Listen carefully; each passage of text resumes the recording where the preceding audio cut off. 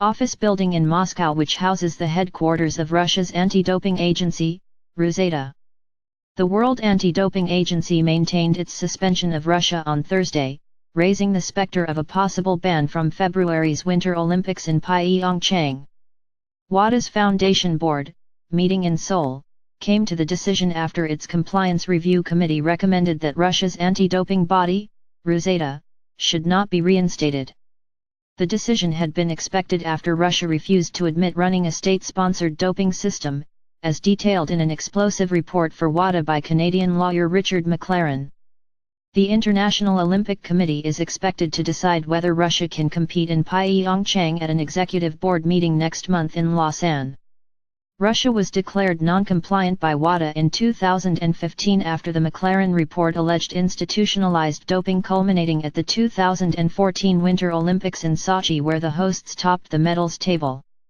Russian Olympic Committee President Alexander Zhukov admitted that Russia's anti-doping system had failed, but he said officials at RUSADA and their Moscow laboratory were to blame. Russia's Secret Service and Sports Ministry were accused of orchestrating an elaborate plot that included using a mouse hole to switch dirty samples at the doping laboratory in the Black Sea resort. WADA has told Russia to publicly accept the report's findings and allow access to urine samples at its Moscow anti-doping laboratory, among its key demands before returning to compliance.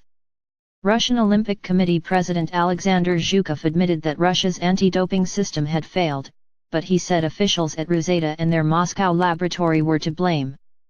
"We accept the fact our national anti-doping system has failed. But, we absolutely deny a state-sponsored doping system," Zhukov told the WADA meeting, echoing previous denials. He added that an unconditional recognition of the McLaren report is impossible. Russian Sports Minister Pavel Kolobkov pointed to improvements within RUSADA, and insisted it was independent of state control as he pleaded for the agency to be reinstated.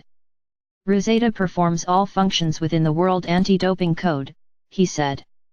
"I guarantee RUSADA will be fully independent, it is a totally new organization. We are ready to go forward and work openly in the full standards of WADA. Please let us be compliant. Progress has been made, and WADA has already partially lifted its ban on RUSADA, giving it the right to collect samples. It also audited the body in September.